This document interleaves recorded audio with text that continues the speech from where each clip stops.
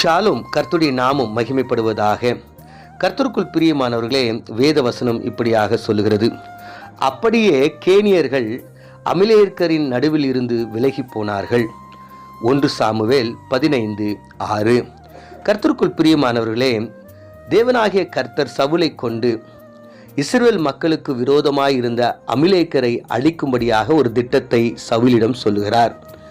அவர்களுக்கு உண்டான எல்லாவற்றையும் அழிக்க வேண்டும். மிருக ஜீவனங்களாக இருக்கட்டும், அது ஸ்திரீ புருஷர்கள் குழந்தைகள் பெரியவர்கள் எல்லாரையும் அழித்து அவர்களை நீர் முற்றிலும் அறுத்து விட வேண்டும் என்று சொல்லுகிறார்.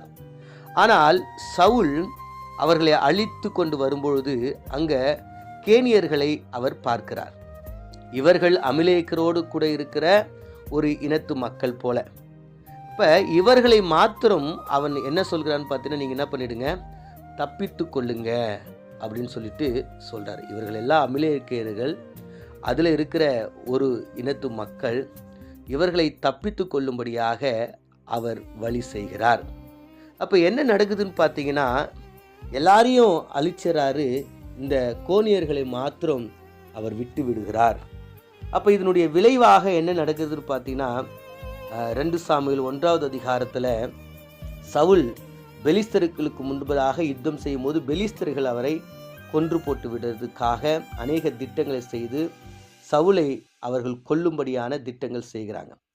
அதே போல் சவுலை கொல்றதுக்கு கிட்ட வரும்பொழுது அவங்க கையில் நான் மறிக்கிறதுக்கு பதிலாக நானே மறிக்கிறது சொல்லிட்டு அவருடைய வேலையாட்கள்கிட்ட சொல்கிறாரு. அவர் மாட்டேன்னு சொல்கிறாரு. அப்புறம் ஈட்டியை வைத்து அவரே அது மேலே குதித்து சாகலாம் என்று நினைக்கிறார். ஆனால் முடியவில்லை. அப்பொழுது அந்த வழியாய் ஒரு அமிலேயக்கன் வருகிறார். அந்த அமிலேயக்கனை பார்த்து சொல்லுகிறார், என் ஜீவன் போகவில்லை, என்னை நீ என்ன பண்ணிவிடு, கொன்றுவிடு என்று. அவன் அப்படியாகவே கொன்றுவிட்டு தாவீதினிடத்தில் வந்து சொல்லுகிறார், நான் இப்படியாக செய்தேன் என்று. கர்த்தருக்குள் பிரியமானவர்களே, யோசிச்சு பாருங்க.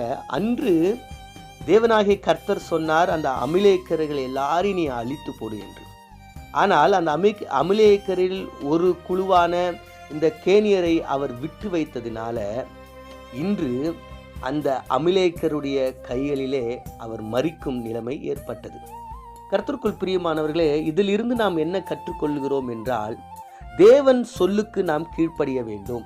அதாவது தேவன் ஒரு காரியத்தை விட்டுவிடு, தேவன் ஒரு காரியத்தை புறக்கணி, தேவன் ஒரு காரியத்தை செய்யாதே என்று சொல்லும் பொழுது அவைகளுக்கு நாம் கீழ்ப்படுகிறவர்களாய் இருக்க வேண்டும். இங்கே சவுல் அப்படி செய்யாததின் விளைவாக இன்று தேவ பிள்ளைகளாய் இருக்கிற நீங்களும் நானும் ஆண்டவராகிய இயேசு கிறிஸ்துவை சொந்த இரட்சகராக ஏற்றுக்கொண்டு அவருடைய விசுவாசிகளாய் அவரை பின்பற்றி கொண்டிருக்கிறோம். ஆனால் தேவன் சொல்லுகின்ற அநேக காரியங்களை இன்னும் நாம் விடாமல் இருக்கிறோம். அது ஒரு நாள் நம்மை அழித்துவிடும். கர்த்தருக்குள் பிரியமானவர்களே, அன்று தேவன் சொன்ன அந்த காரியத்தை சவுல் செய்யாததினால் அந்த காரியத்தின் விளைவாக அவர் எதை விட்டு வைத்தாரோ அதன் விளைவாகவே அவருடைய மரணம் ஏற்பட்டது. இன்றைக்கும் நீங்களும் நானும் அநேக காரியங்களை விடும்படியாக கர்த்தர் சொல்லுகிறார். ஒரு சில மனிதர்களை விட்டுடுங்க என்று சொல்லுகிறார். ஒரு சில பழக்க வழக்கங்களை விட்டுவிடுங்கள் என்று சொல்கிறார். ஒரு சில கலாச்சாரங்களை விட்டுவிடுங்கள் என்று சொல்லுகிறார். ஒரு சில நண்பர்களை விட்டுவிடு என்று சொல்கிறார். ஒரு சில இந்த ஃபோனில் பார்க்கிற காரியங்கள், டிவியில் பார்க்கிற காரியங்கள், தீய பழக்க வழக்கங்கள், இப்படிப்பட்ட அநேக காரியங்களை தேவன் விட்டுடுங்க என்று சொல்லுகிறார். ஆனால் நீங்களும் நானும் அவைகளை விடாமல், அவர் சொல்லின் சத்தத்திற்கு நாம் கீழ்ப்படியாமல் அவைகளை விட்டு வைப்பதினால் அது ஒரு நாள் இல்லை என்றால் ஒரு நாள் நம்மை அழித்து விடும் என்பதை நீங்களும் நானும் மறந்து போய்விடுகிறோம். தேவன் அழிக்க சொன்னதை நாம் அழித்து விட வேண்டும். தேவன் விட்டுவிடு என்று சொன்னதை நாம் விட்டுவிட வேண்டும்.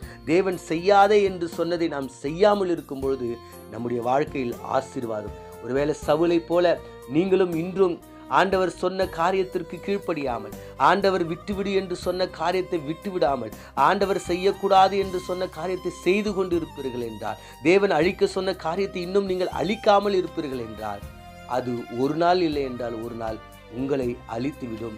நித்திய ஜீவனை இழக்க செய்யும் என்பதில் சந்தேகமே இல்லை. கண்களை மூடி நாம் ஜெபிப்போம். எங்களை அதிகமாய் நேசிக்கிற எங்கள் பரலோக தகப்பனே, ஆண்டவரே, சவுலை குறித்து நாங்கள் தியானித்தோம். ஆண்டவரே, அந்த கேனியர்களை அவர் விட்டு வைத்ததுனால, அந்த அமிலேக்கரில் ஒரு குரூப்பை அவர் விட்டு வைத்ததுனால அவர்களுடைய கையிலே அவர் மரணம் பெற்றுக்கொண்டார். ஆண்டவர், அவர் நினைத்து கூட பார்த்திருக்க மாட்டார் இந்த அமிலேயர்கள் நாளைக்கு எனக்கு மரணத்தை கொடுப்பார்கள் என்று. ஆண்டவரே, அப்படிப்பட்ட ஒரு நிலைக்கு தள்ளப்பட்டார். ஆண்டவரே, நாங்களும் ஆண்டவரே, நீர் விட சொல்லுகின்ற காரியத்தை விட்டு நீர் அழிக்க சொல்லுகின்ற காரியங்களை அழித்து ஆண்டவரே, உமக்கு சித்தமான பிள்ளைகளாய் நாங்கள் வாழும்போது எங்களுடைய வாழ்க்கையில் ஆசீர்வாதம் வரும் என்பதை உணர்ந்து ஆண்டவரே, சவுலை போல ஆண்டவரே சாபத்தை அல்ல ஆண்டவரே, நாங்கள் ஆசீர்வாதத்தை பெற்று உம்முடைய பிள்ளைகளாய் வாழ எங்களுக்கு உதவி செய்யும்படியாய் இயேசுவின் மூலம் ஜெபிக்கிறோம் நல்ல பிதாவே, ஆமென்.